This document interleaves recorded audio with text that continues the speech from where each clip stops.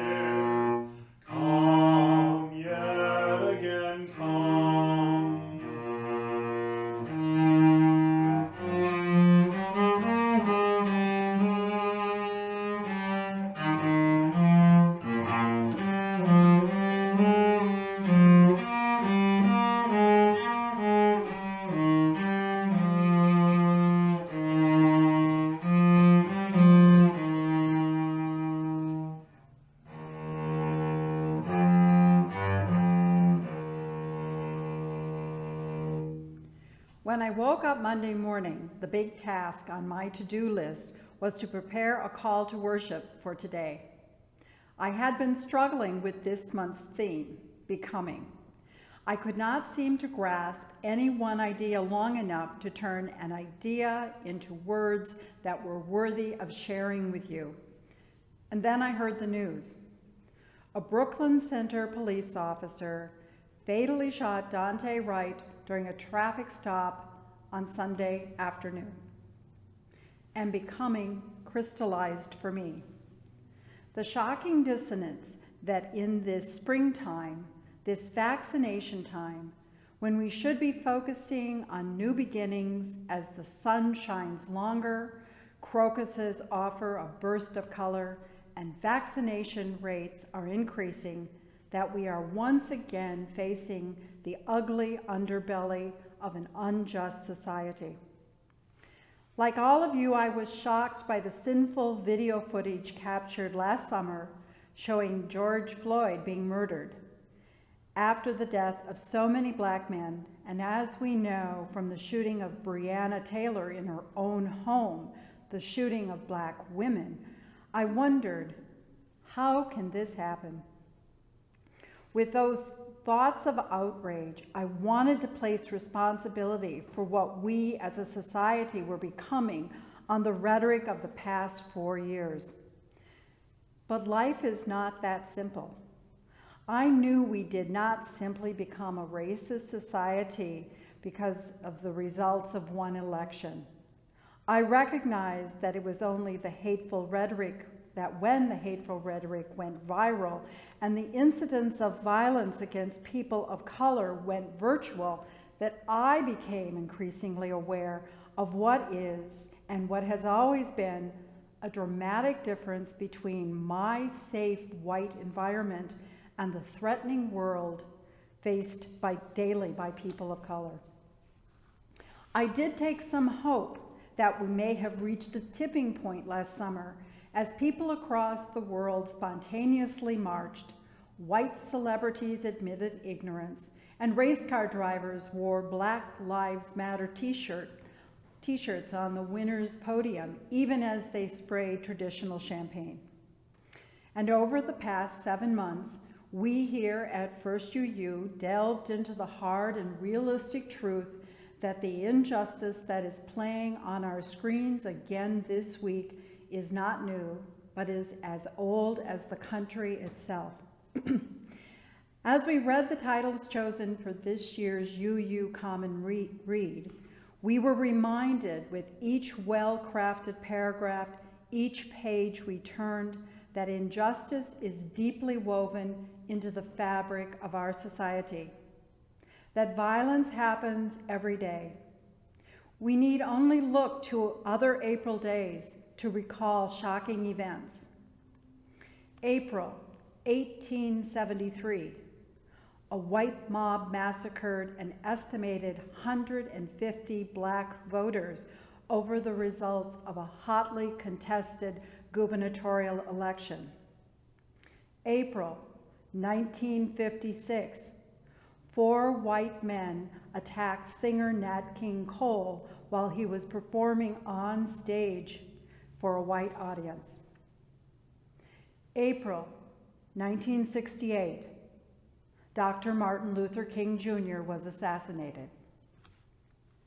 In the days ahead, I know my task is to become more aware, to become more active. I am reassured that I do so in partnership with members of this beloved community. One of our UU Common Read titles this past year was the powerful anthology, A Good Time for the Truth, Race in Minnesota. It is an eye-opening collection of personal stories shared by 17 Minnesota authors of color that sheds light on life in our state and in our time. In the book's introduction, writer Sun-Young Shin, who edited A Good Time for the Truth, offers both a challenge and words to help guide us. She wrote, "Good people need to take action continuously, and I would say daily, until racism is dismantled. Because lives are at stake every day, on sidewalks, in doctors' offices, in the waiting room of the bank, and most importantly, in classrooms. I do believe we can do it. I know I am not alone in this conviction. People of color and Indigenous people know with specific, agonizing intimacy that racism was constructed and upheld by white society in spaces such as the police precinct, the courtroom, school board meetings, newsrooms, Hollywood studios, mortgage loan offices, and everywhere power has resided in America in order to confer unearned advantages on white people. It is as simple as that. It is not a law of nature. It's culture. It's something we made, invented, maintained. Since it was made like a vast machine, it can be unmade, and it must. She concludes, change is necessary. May it be so. It is good to be together.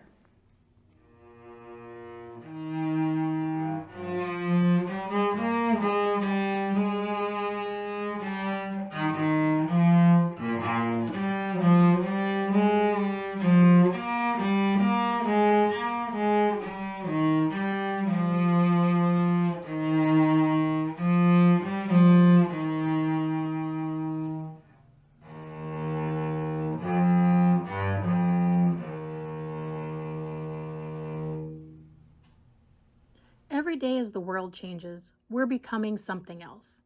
Whether we know it or not, or whether we even like it or not, we are becoming something different every day. We are growing and changing, getting new views, understanding things in a new light. Every day, that's happening to us. Today's story shows that you can become someone else in all sorts of different ways. Dreamers by Yuyi Morales. I dreamed of you, and then you appeared. Together, we became resplendent life, you and I. One day, we bundled gifts in our backpacks and crossed a bridge outstretched like the universe. And when we made it to the other side, thirsty, in awe, and unable to go back, we became immigrants. Migrantes, you and I. The sky and the land welcomed us in the words unlike those of our ancestors. There were so many things we didn't know, unable to understand and afraid to speak. We made a lot of mistakes. You and I became caminantes. Thousands and thousands of steps we took around this land until the day we found a place we had never seen before. Suspicious, improbable,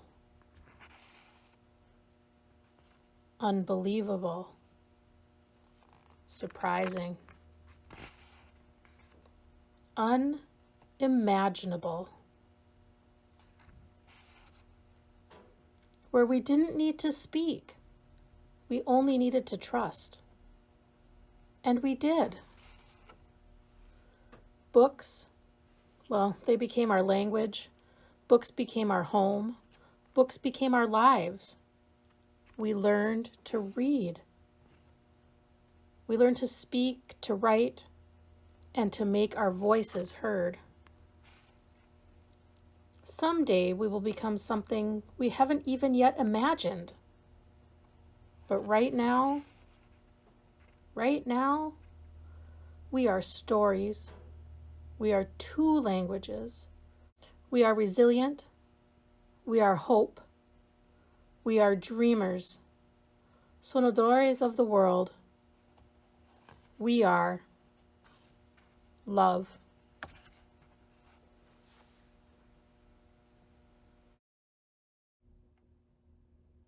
I really love this idea of not even knowing what we're going to become. That becoming is such a journey that we have no idea who or where we will be in 5 minutes, 5 days, 5 years from now. The fact that we get to have a life like this with adventure and constant changing can be a little scary, but really, it's all about becoming who we were meant to be.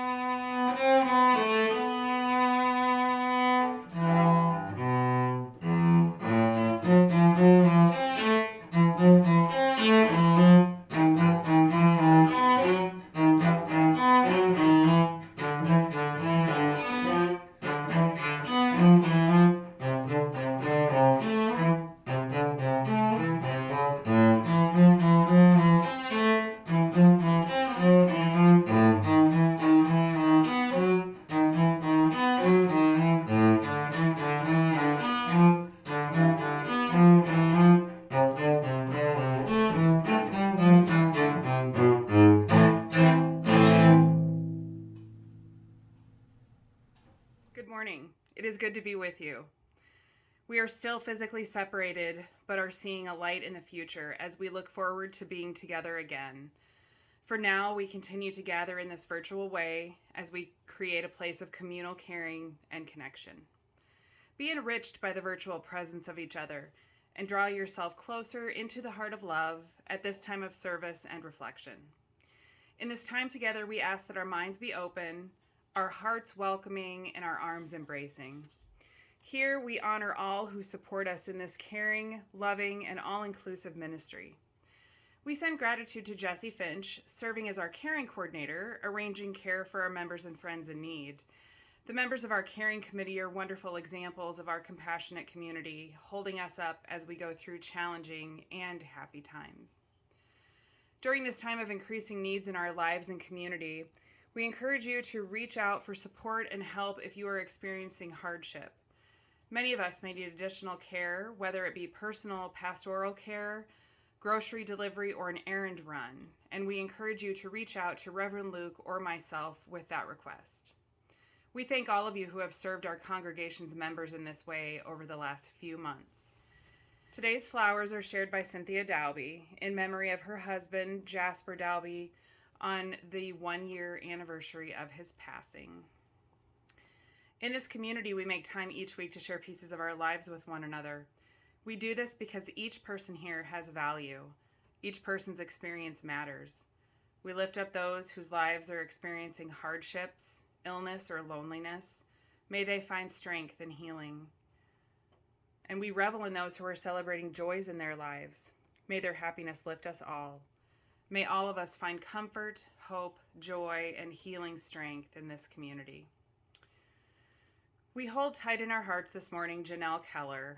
Janelle's daughter, Gabrielle Sky Keller, 24 years old, raised in Stewartville, Minnesota, living in Rochester, passed away on Easter Sunday, April 4th. She was an artist and was pursuing her criminal justice degree through Rasmussen College and on the honor roll. She was always helping those in need with friendly conversation, cooking, and cards. Services in celebration of Sky's life are in the planning stages, and we hold her entire family tight with this heartbreaking loss. And we send healing strength to Ann Sigford this morning. Ann was healing up from a recent shoulder surgery when she had a slip and fall on Wednesday, which resulted in breaking the wrist on the other side. She underwent another surgery on Thursday and is now back to square one. Ann is bummed out about now being back under restrictions after she had just started active reconditioning. Please keep Ann in your thoughts, sending patience and love as she recovers again. And as we round the corner of uncertainty with the anticipation of some return to a new normal, we make the commitment to focus on reaching out to all of those around us to let them know that we are still here and still holding and supporting them. Cards and phone calls and socially distanced visits can help lift up those that you love. And we encourage you all to support our community and local businesses as they safely reopen. May the faith in the spirit of life, love for the community of earth, and love for the light in each other be ours now and in all the days to come. I invite you to breathe deep the breath of life. Center down wherever you are. Come into this community of love and justice, hope and grace. Know that here you are named and you are known as beloved, as sacred, as welcome. Feel below you the earth and its ancient turning. Feel above you the sky, and above that the stars shining with their ancient light of which you are made. Invite you into this time of meditation, this time of prayer, first by sharing silence together.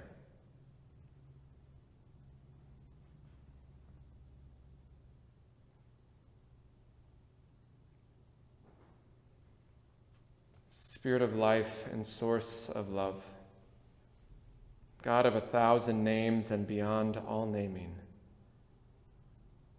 There are times when what feels like a train wreck of the news, every time we scroll through it, every time we turn it on, It's a fracturing of our humanity that we encounter on display in broad daylight, sometimes on public streets.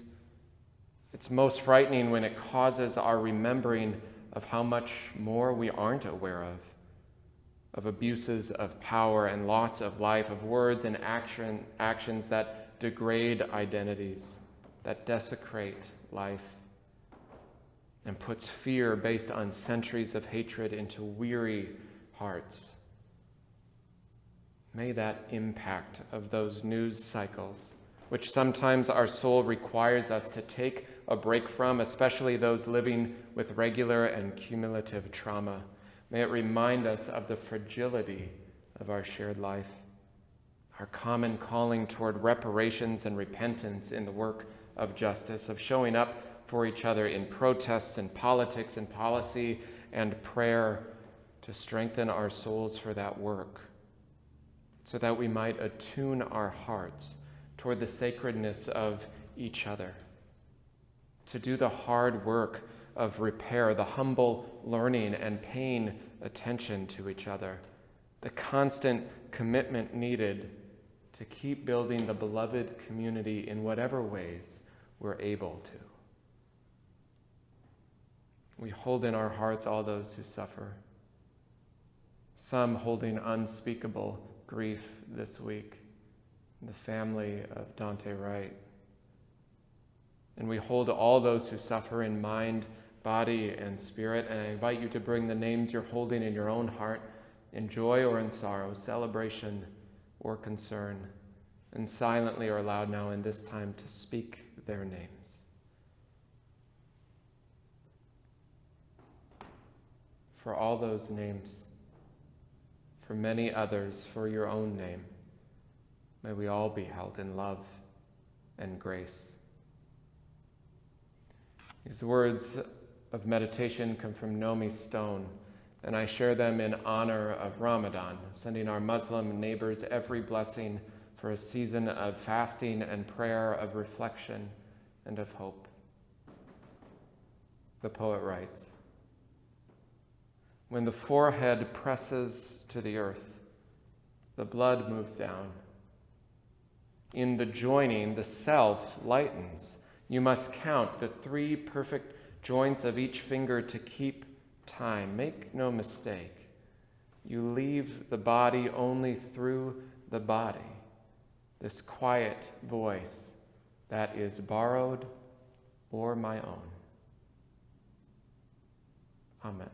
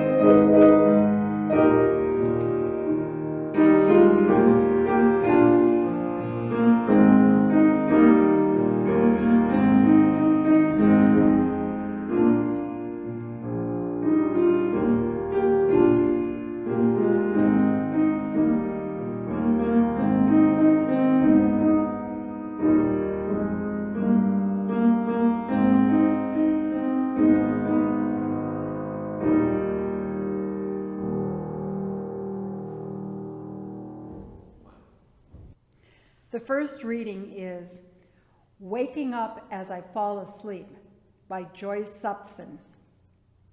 I turn on the news to fall asleep, but what I really want to know is, how is my life turning out? I wonder if I could find myself if I had to. How would I think in that situation, I would ask myself. Where is the first place I would look if I lost me? What kind of disguise would I wear? Would I look like her? Could she talk like me? Does she have any odd hobbies, I wonder, and has she been spending money that I don't have? Who does she talk to when she wants to know what I'm thinking? Would I listen? Why is it that when I'm talking to her, I always think of something to say after I've gone away? When will I come back again, and will she recognize herself when I walk in? The second reading is an excerpt from Becoming Human by Simon J. Ortiz. People are not born. They are made when they become human beings within ritual, tradition, purpose, responsibility. Therefore, as humans, this we do. Sun Father begins red in the east. Stand and be humble. Red through trees, moments changing each instant into the next change, each change tied to the next. To be human is to have a sense of being within self. Sun, red, trees. Our heart's eyes seeing inward and outward, accepting. Stand and be humble. The more names you have, the more of a person you become. That's what I've heard. I was telling Tom yesterday afternoon. Values, education, social change, cultural corruption, what is and what isn't. I had to dispute him at moments. I tell him the knowledge we derive from the education we get is our own. Knowledge is determined by our cultural, spiritual, linguistic, political environment. The knowledge from the community and context here cannot be anything but the people's own. This is not Chicago, St. Louis, Dallas, or Rapid City. This is Rosebud, the Lakota homeland. Our names are both Indian and American. We have so many names now, we don't know them all. In a sense, we have become more of a people than ever before.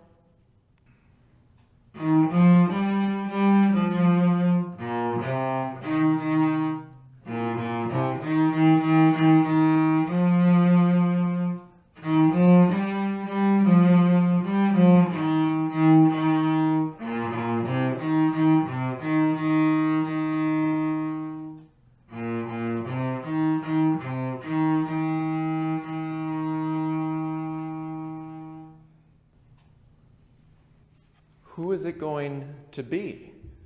A child asked, asking about the life inside their mother, their future sibling yet to be born. I don't know yet, the mother replied. We'll just have to wait and see. Who is it? Who is it going to be? That's so often the question that we ask about someone we don't quite know yet. Like a knock or a ring at the door, who is it, we wonder, and most of the time, at least in our house, we assume these days it's UPS or someone, to the point that once we left someone, a neighbor, standing out our door for a good 5 minutes, assuming it was some package, not a neighbor. We're still trying to unlearn some of our pandemic habits. Or it's like a text I got from a friend in response to a message I had sent, but my number or their number or both had changed, so they responded, "Oh, hi, I'm sorry, but who is this?" It's like the poet Joyce Supfin writes. I turn on the news to fall asleep, but what I really want to know is, how my life is turning out.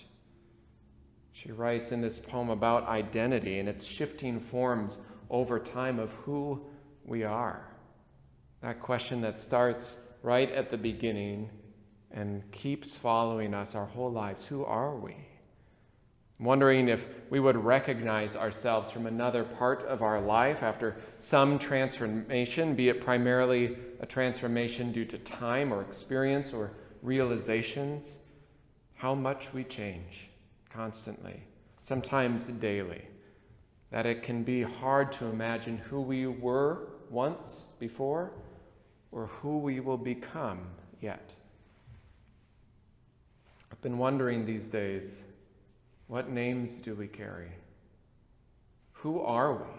In the large societal question of that, of course, which shakes us to our core too often, who have we become and perhaps have always been?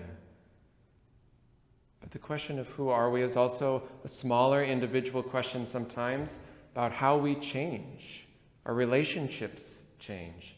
And I'm struck by how much our identity is in relationship to others, neighbor, friend, child, sibling, parent, and how those identities are added to the litany of names we are called at different times. And other times we may even lose some of those names, at least their most concrete present expression when a loved one dies or relationships change somehow. However it had been, it's different now. I wonder, how many names do you have? If you think about that for a minute. The ones you were given and blessed with at birth, maybe, or the ones passed down to you from ancestors, the silent ones living in your souls that only a few people, or maybe just yourself, know, known and unknown names, the shifting and changing names that take root and some hold for a long time, maybe changing our life, depending on our movement through this life and our interconnection. How many names do you have? I wonder now, too, of how many names we have to say with the sacred task of honor and memory and grief lest we forget. Dante Wright, George Floyd, Breonna Taylor, Sandra Bland, Trayvon Martin, Emmett Till, and thousands of others. How many names must we say? How many times? How long, O God, cries the psalmist, a phrase used over and over again in Black liberation theology and spirituality. How long? How many? And sometimes one of the most infuriating things can be little things of how we as a society, as officials on TV, respond. Sometimes I wonder about the seemingly small ways that communal anger is quietly rebutted, ignored, even in press conferences, often in press conferences. What if the focus wasn't this, which it commonly is? Yes, we want to protect your rights, but we can't have violence and looting. But instead, what if the focus was, yes, we don't want violence and looting, but mostly, we are here to listen. We're here to protect your right to protest. We're here to pay attention to the unspeakable and unacceptable loss of life at the hands of police, at the hands of us, often at these press conferences. And we recognize the anger and the hurt, and we have work to do. We're here. Or as one colleague posted this week, as Ruby Levine says, it's always, this is an unlawful gathering and you've been given an order to disperse, instead of, we understand you're very upset because we murdered someone today.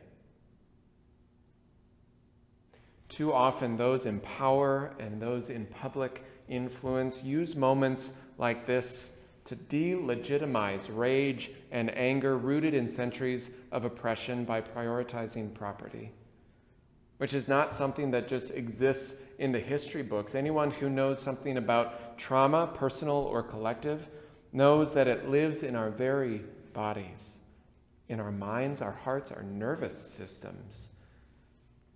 What I would love to see, love to hear, love to experience are more responses that focus on the grief of the moment.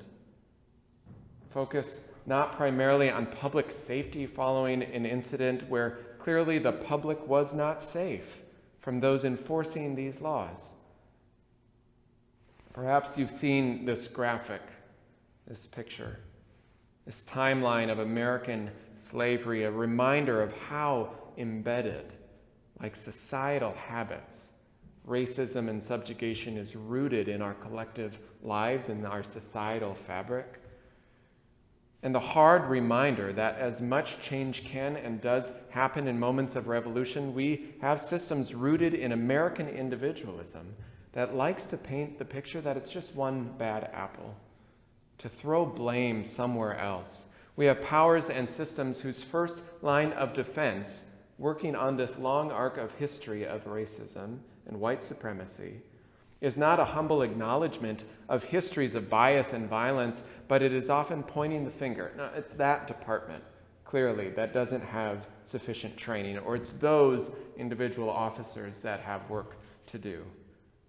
And while that might be true, it reminds me of the old scripture, pointing at the speck in someone else's eye without acknowledging the plank in your own, rather than reminding ourselves that policing is founded on a racist history, and so is this country. And we all have work to do to keep dismantling white supremacy and militarized policing piece by piece, which might mean that particular department and that particular officer, but it also means we all have work to do, to learn, to act, to grow.